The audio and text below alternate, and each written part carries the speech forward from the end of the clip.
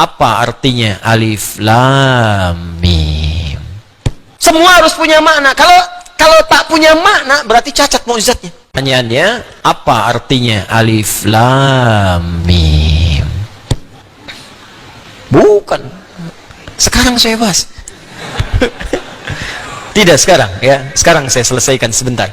Supaya nanti kalau Anda ditanya jelas. Tadi belajar apa? Alif lam mim. Apa itu makhraj? Nggak tahu arti. Sebentar, paling 5 menit selesai. Ya, tambahannya ya bonus. Huruf itu tidak pernah ditanya artinya. Karena huruf itu baru muncul arti yang sempurna kalau sudah terangkai dengan kalimat yang sempurna. Jelas? Paham? Misal, apa artinya A? Hah. Apa artinya Y? Apa artinya H? Gak ada. Tapi kalau Anda gabungkan A, Y, A, H, ayah. Apa artinya ayah? Bapak. Apa artinya bapak? Ayah. Baru punya makna, gitu kan? Tapi Al-Quran berbeda. Al-Quran itu sempurna. Karena itu ketika Anda bertanya apa artinya alif lam mim, maka pertanyaannya kemudian dirubah dengan bentuk yang sempurna. Apa di antara pertanyaan yang sempurna itu? Kenapa Allah membuka dengan alif lam mim surah Al-Baqarah ini? Sehingga dari situ Anda tahu, oh ini artinya alif lam mim itu.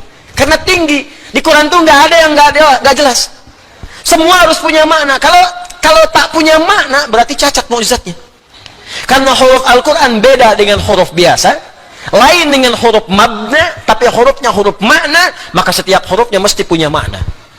Maka kalau Anda tanyakan apa artinya alif lam mim, maka mesti dimulai dengan kalimat kenapa Allah membuka Al-Baqarah dengan alif lam mim. Baru Anda akan mengerti maknanya. Kalau tidak, jadi tebak-tebakan nanti. Ada yang mengatakan alif lam mim singkatan Allah, A-nya Allah, lamnya Jibril, mimnya malaikat. Di wahyu diturunkan oleh Allah kepada malaikat Jibril, ya, perantaranya disambungkan pada Nabi Muhammad sallallahu alaihi wasallam. Lalu apa artinya Toha? Apa artinya Yasin? Apa artinya alif lam mim sad? Bingung sadnya siapa gitu.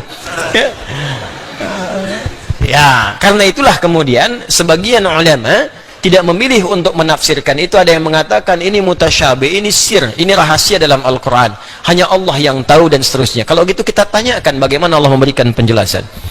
Kisahnya dimulai dari kebiasaan masyarakat jahiliyah, yang dari kebiasaan ini dikenal dengan keistimewaan mereka. Sampai hari ini nggak ada yang menandingi keistimewaan ini.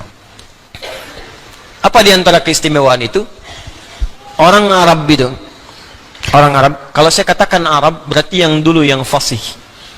Kalau sekarang ada, alhamdulillah. Tapi sekarang sudah banyak bercampur bahasanya dengan ajam, sehingga menjadi amiyah, bahasa dialek, bahasa pasaran. Ya, lahjah. Ini beda. Misalnya gini, kalau bahasa fasih, apa kabar? Kaifa haluk? Apa kabar? Kaifa haluk ya akhi? Bagaimana kabar Anda? Datang Anda kemudian ke Mesir, zayyak hal.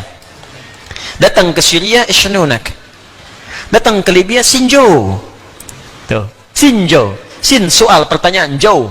Apa kabar? Itu sudah bahasa daerah. Ya. Hal, kaifa haluk, fasihnya. Nah, orang Arab ini, teman-teman sekalian, punya keistimewaan. Satu, bahasa Arab bahasa yang paling lengkap dari segi pengucapan huruf. Saya belajar bahasa-bahasa yang lain, dari penyebutan macam-macam. Ya, misalnya yang bahasa Inggris kita tahu bersama lah, alfabetnya, grammarnya, macam-macamnya. Ya, bahasa Jepang juga sama, akasatana, hamaya, rawaen, aiwo, eo, kakiku, keko, aiwo, dan seterusnya. Ya, Mandarin, bahasa Prancis, bahasa macam-macam. Tapi nggak ada yang sempurna selain bahasa Arab dari segi pengucapan dari hurufnya. Dia huruf bahasa Arab itu meliputi semua tempat keluar huruf. Ada satu yang tidak ditemukan di bahasa-bahasa lain, yaitu huruf do. Do, do, do. Ya. Mungkin yang lain ada a sama dengan alif kan? A, I, U ada, di Jepang ada, Arab ada, Inggris ada. How are you, man? Yeah. How are you, brother? How are you, sister? Bisa, how are you? Ho, ha, o ada. Ya, wow ada, ho, kau sapi. Ya. Yeah. Ya, bisa. Ada kan wow kan? Wow ada. Ya, mim ada. My name is Adi. Ya. Have you been? Ha, where have you been? Kemana aja kamu? Ha ada. Ba ada. Di kalau Anda mau cari ba ada, ha, tapi bo. Mana tuh? Bo. Bo. Halo, enggak bisa. Ya. Jepang ada. Ya, ta ada, ra ada, ba ada. TV bahasa Jepangnya terebi. Ya, watashi wa Indonesia no Adi des. Saya Adi dari Indonesia. Wau ada, ta ada, shin ada, watashi wa. Wau ada, shin besar ada semua. Tapi bo nggak ada. Bo, ya, nggak ada. Ya, saya body, misalnya nggak. Indonesia nggak ada. Silakan cek. Ya, kof ada. Ya, setiap baja hitam kotaro minami, kof ta ro mim kotaro. Ya. Hafal saya baca. Ya, ada. Ya, tapi Anda di bahasa Arab nggak ketemu cuma satu yang di bahasa Arab, di bahasa lain nggak ada. Bo. Karena itu orang Arab membanggakan dengan bahasanya, dikenal dengan lughatul bod. Bo. Ini maknanya di sini bo. Waladhdallin. Bo. Jadi ketika Allah menurunkan Al-Quran dengan bahasa Arab, bukan sekedar nabinya orang Arab yang memang harus dengan bahasa Arab, kalau enggak bagaimana bisa mengkhitab kaumnya? Kaum orang Arab turun Quran pakai bahasa Inggris misalnya, enggak akan paham. Pasti dengan bahasa Arab. Tapi apa hikmah di balik itu? Di Quran surah Yusuf disebutkan la'allakum ta'qilun, supaya kita berpikir, oh ada yang sempurna di bahasa ini. Satu. Yang kedua, bahasa Arab itu punya keistimewaan dan sangat unik. Dia bisa bertahan melewati perkembangan zaman dan tidak pernah mengalami perubahan. Bahasa yang lain ada penyempurnaan, ejaan yang disempurnakan. Makanya kalau ada kitab dituliskan selain dengan bahasa Arab, pasti ada penyempurnaan. Silahkan cek. Saya juga kadang-kadang suka senyum-senyum, ada kitab suci edisi revisi. Anda bayangkan, yang revisi siapa? Ini kalau memang buatan manusia begitu. Tapi kalau Quran, pernah nggak dengar Quran edisi revisi? Nggak ada. Terjemahannya karena bukan Arab, mungkin menyesuaikan. Ini bahasa Arabnya sampai sekarang gitu-gitu aja. Dari Abu Jahal sampai yang sekarang itu sama aja. Alif lam mim, alam nashrah, sampai sekarang nggak berubah saking sempurnanya. Coba kalau diturunkan selain bahasa itu, kebayang ada penyempurnaan. Ulama dengan ubaru beda. Ulama oe, ubaru lambangnya sudah beda. Dulu Y, DJ, sekarang J sendiri, D sendiri, udah pisah, talak 3. Masing-masing punya kehidupan sendiri. Kan? Ya, mesti ada penyempurnaan. Tapi karena Quran firman Allah, dipilih oleh Allah mana yang bisa hadir di setiap masa, mana yang bisa melewati zaman tanpa perubahan, nggak bisa diamandemen, nggak bisa dirubah. Bahasa Arab. Yang ketiga, bahasa Arab itu kayak makna. Anda hafal satu kosakata, itu di standar hafal 12. Jadi kalau Anda belajar bahasa Arab, hafal satu kata, sebetulnya Anda sudah menguasai 12 kata. Duduk apa bahasa Arabnya? Jalasa, duduk, orang duduk. Jalisun, tempat duduk. Majelis, silahkan duduk. Ijlis. Tuh. Ini nggak jauh-jauh dari situ. Anda tahu jalasa, banyak. Ya. Tapi kalau bahasa Inggris cuma satu. Sama dengan jalasa, jealous, cemburu. Yang lainnya nggak ada lagi. Jelas saya disu jelasan gitu kan. Jelas saya disu julusan, qa'ada, maq'ad, qu'ud, sajadah, sujud, tempat sujud, masjid, orang sujud, sajid, sujudlah, usjud.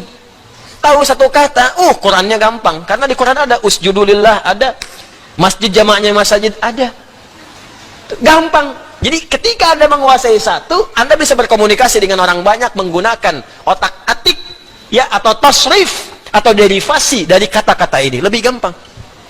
Ketiga, ya, bahasa Arab itu bahasa yang paling mudah untuk merangkum peristiwa dalam bentuk nazam, urutan-urutan yang bisa senang untuk dinikmati. Makanya orang Arab dulu kalau ingin mengabadikan peristiwa tertentu, mereka nggak nulis karena nggak bisa nulis. Umumnya mereka membuat syair pakai nazam. Rumusnya ada 16, disebut dengan bahar namanya. Anda kalau pengen tahu di zaman jahiliyah 150 tahun sebelum lahir Nabi terjadi apa, lihat syair orang Arab. Makanya Nabi sering mengatakan, dan Umar yang menangkap kalimat ini, belajar bahasa orang Arab itu supaya engkau tahu kondisi mereka pada masa lalu. Saya itu ngejar bahasa Arab, masuk jurusan spesialis bahasa Arab, saking cintanya Al-Quran, pengen tahu bahasa Quran. Dan ternyata setelah dipelajari itu luar biasa, Pak. Dan Quran itu berbeda, strukturnya macam-macam, beda lain. Di misal ya, misal Imre al-Qais itu disebut pujangga, pangeran penyair Arab, Amirus Syu'ara. Lahirnya, hidupnya 150 tahun sebelum lahirnya Nabi. Itu abadi, kalimatnya sampai, karena dia menceritakan setiap yang dilihat. Hobinya dia menyampaikan puisi dengan baharnya tawil namanya. Rumusnya tawilun lahudunal bukhuri fadailu fa'ulun mafa'ilun fa'ulun mafa'ilu. Kifa nabki min dhikra habibin wa manzili bisaktuli wa bainad dakhuli fahawmali. Imre al-Qais pernah lewat di sebuah lembah, ternyata melihat seorang pemuda, karena dia sedang diputus oleh kekasihnya, bengong di pinggir danau.